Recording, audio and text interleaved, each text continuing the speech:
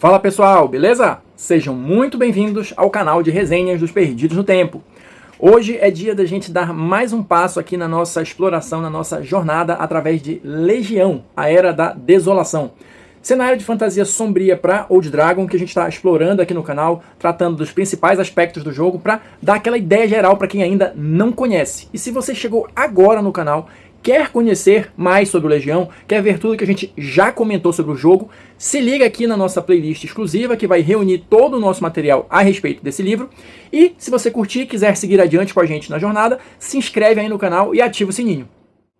Então vamos lá pessoal, quem está ligado no movimento, quem está acompanhando aqui a nossa série conforme os vídeos vão saindo, deve lembrar que a gente está atualmente no capítulo 3 do livro, que é, salvo engano, o maior deles, que chama Uma Viagem por Kadur.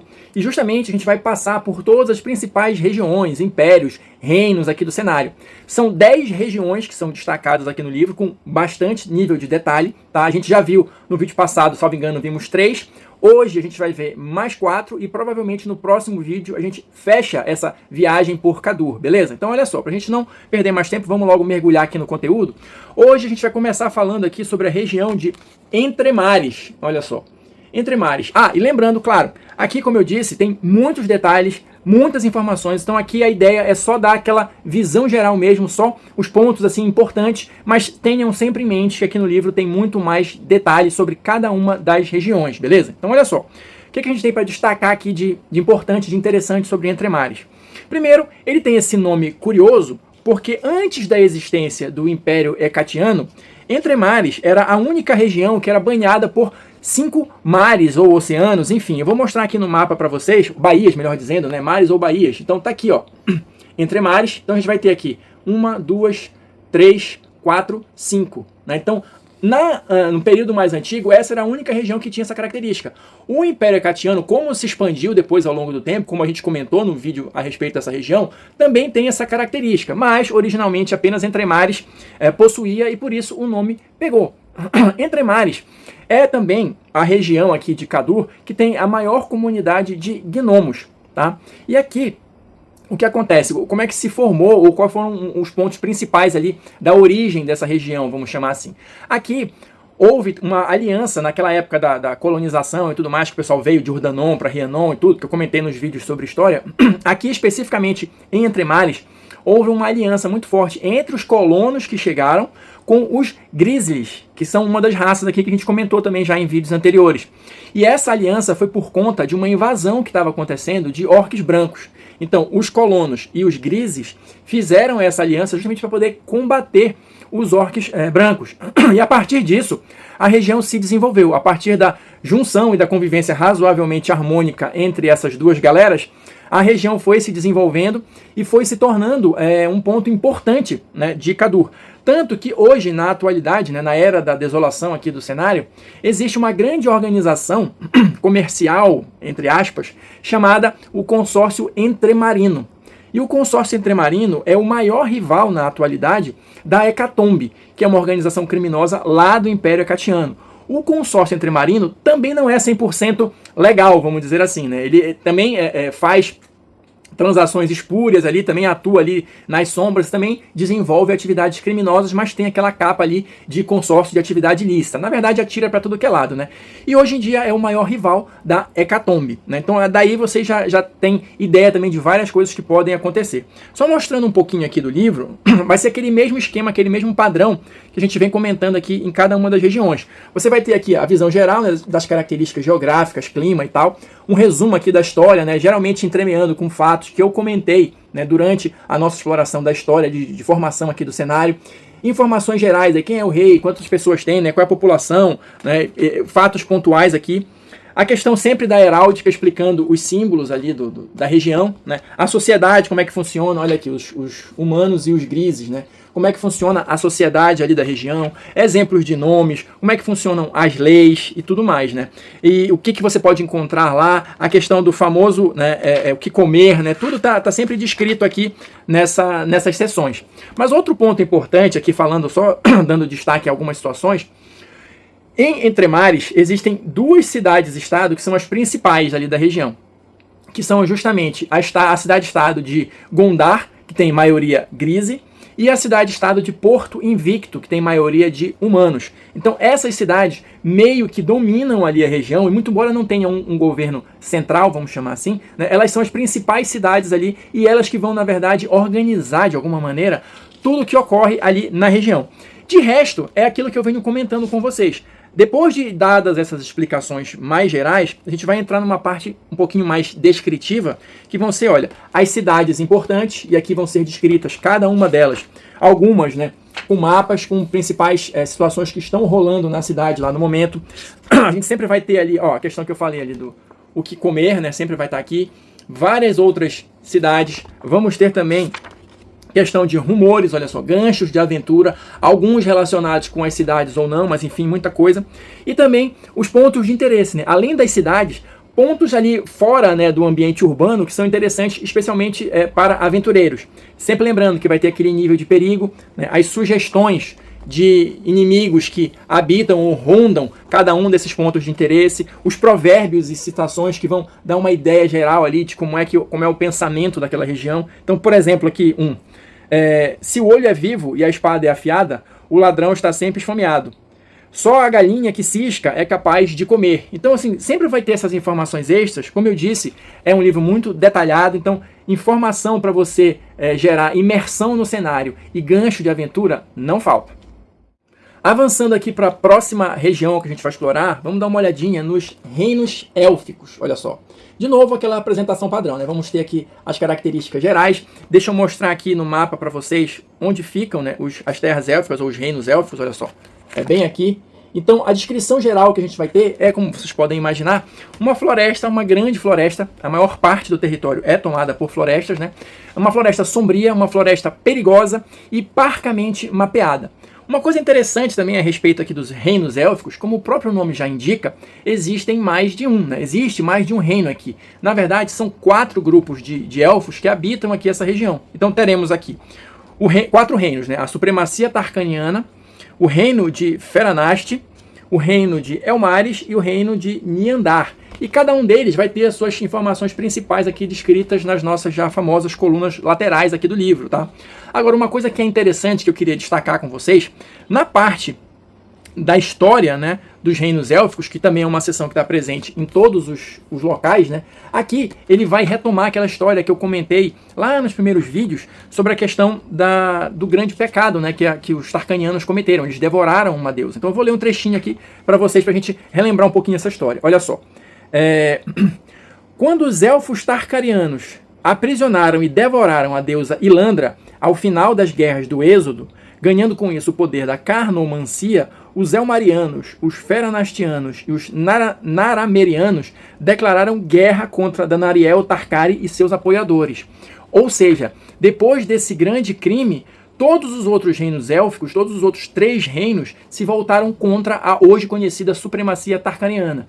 E eles são mesmo aquele tipo de, como o próprio nome já indica, né, supremacia. Eles acham que eles são melhores que os outros, que o único povo que merece algum destaque são os elfos, até mesmo os meio-elfos são deixados de lado e tudo mais. E existe esse conflito entre os 3 outros reinos e os tarkanianos. Por que eles não foram dizimados ainda, você pode perguntar. Aqui o livro vai falar com muito mais detalhes, claro, mas eles se mantêm escondidos, né? A própria cidade deles é meio que envolta em magia e ninguém sabe onde é que ela fica e tudo mais, porque, claro, no momento em que isso for descoberto, provavelmente eclodirá mais uma guerra aqui em Kador.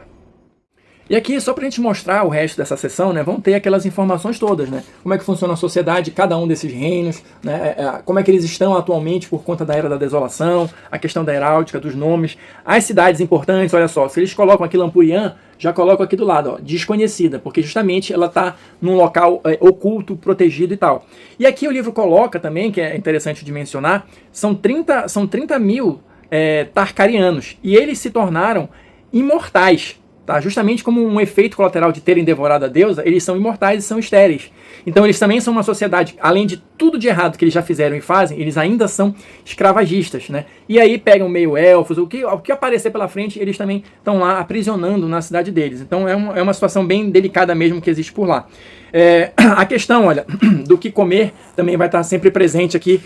Como eu disse, eu acho interessante, né, para dar toquezinho, né, especial, mas ele vai falar de outras cidades dos reinos, de outros pontos, né, interessantes na floresta, que, claro, abriga muitos segredos, muitos mistérios, local interessante para se explorar. Então, aqui, só aquela visão geral básica sobre os reinos élficos. Seguindo adiante, a nossa próxima parada é no Império Iboniano. Olha só, o Império Iboniano, vou mostrar aqui no mapa para vocês, ele vai fazer fronteira, né, com as terras élficas também, olha só, tá aqui embaixo, Império Iboniano, tá? E aqui, o que a gente tem para destacar? O Império Iboniano, ele é composto por povos também que residem há muito tempo nessa região. Eles vieram ali de uma outra parte aqui do lado, olha, dos ermos alagados, do deserto dos venenos, olha. Então essa galera veio aqui da ponta do mapa e se estabeleceu nessa região, criando o Império Iboniano. Eles são uma sociedade matriarcal, tá? E eles são também uma sociedade escravagista. Principalmente das chamadas feras do pântano, que são tipo homens-sapos, alguma coisa assim, mas eles escravizam também outras raças, outros povos. Só existe uma cidade no Império Iboniano que se levanta contra isso, tá? Que se opõe contra essa situação. Outra coisa que é interessante de comentar, eu falei aqui em vídeos anteriores, que existe uma prática também, meio que disseminada no cenário todo, de arenas de gladiadores, né? Tanto para diversão como para apostas e tudo mais.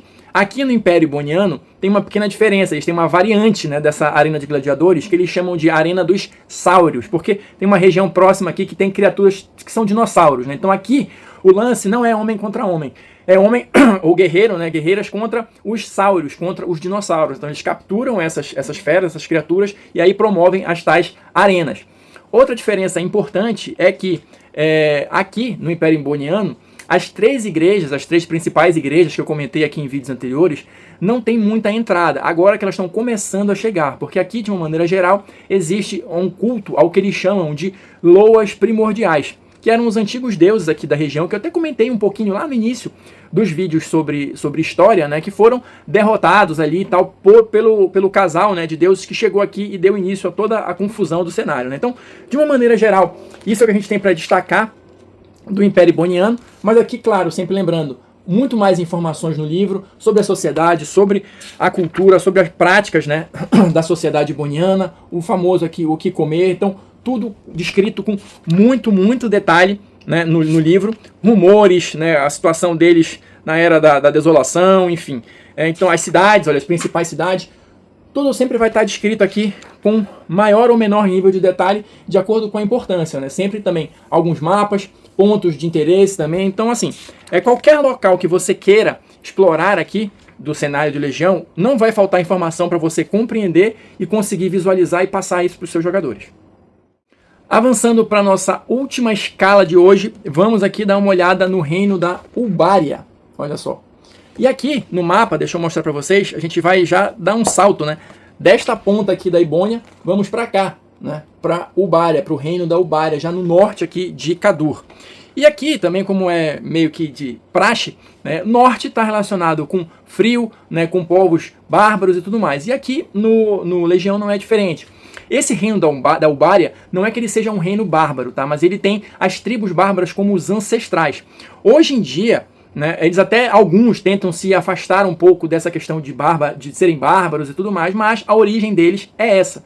Tanto que aqui também houve uma aliança entre colonos que chegaram aí de Urdanon com as tribos bárbaras que existiam, que habitavam o local ali na época. Também para combater, olha, de um extremo e outro do cenário, também para combater os tais orques brancos, tá? Em especial, a galera que foi mais para aí, os colonos que foram mais para essa região, eram originários daquela cidade chamada de Arcanes, que era a cidade da magia, né? Uma daquelas 7 graças que a gente comentou em vídeos anteriores. Como uma consequência disso, o Ubária é um pouquinho mais tolerante ali com a questão dos feiticeiros, tá? Não que eles possam fazer o que bem entendam e tenham livre acesso aí. Especialmente os de fora, mas eles são um pouquinho mais tolerantes com essa galera. Vamos dar uma passada geral aqui pelo capítulo, só para vocês darem uma olhadinha, né? Mas é aquele mesmo padrão, aquele mesmo tipo de informação, só para vocês darem uma olhada aqui, né? Nos desenhos e tal, aqui, olha, a representação da galera aqui, né? Enfim. Uma coisa que é interessante também, olha, aqui ele vai falar dos feiticeiros, né? Por que eles são um pouquinho mais aceitos aqui, a questão das comidas, como sempre, né? Cidades importantes e tal. Aqui, uma outra coisa que é legal de comentar também é que tiveram muitos confrontos, muitos combates aqui. E isso vai se refletir na seguinte situação. Existem, ao longo do território, várias daquelas chagas abertas. Então, ainda é um local bastante perigoso. Também é um local que é atingido, né, como também boa parte do continente, pelas infinitas cavernas, mas tem uma atividade maior aqui. Então, olha só, mesma história. Alguns mapas, os pontos importantes. Olha, aqui tem algumas situações. Olha aqui, deixa eu ler isso para vocês. Chaga de Dagon. A Chaga de Dagon, aberta pelos legionários dagonianos, é uma região de 30 km², repletos de horrores em formas marinhas, além de outros monstros. Existem 3 portais de energia mágica caótica na Chaga, que levam para diversas partes de Rhiannon. Ou seja, talvez aqui seja um dos locais onde existe a maior quantidade de chagas ainda abertas, né, ainda em atividade. Então, só para reforçar a questão do perigo, né, que existe aqui na Ubari. Então, aqui, só para a gente fechar essa parte, né, fechar esse capítulo, exploramos mais 4 regiões, mas ainda não acabamos a nossa viagem por Kadur. Com isso, a gente encerra o vídeo de hoje de exploração do Legião, mas a nossa viagem continua. No próximo vídeo a gente vai fechar essa exploração por Kadur. Então, quem assistiu, quem acompanhou até agora, muito obrigado. Deixa aí seu like, seu comentário. Quem quiser continuar com a gente, já se inscreve aí, ativa o sininho para não perder mais nenhum vídeo. E a gente se vê na próxima resenha.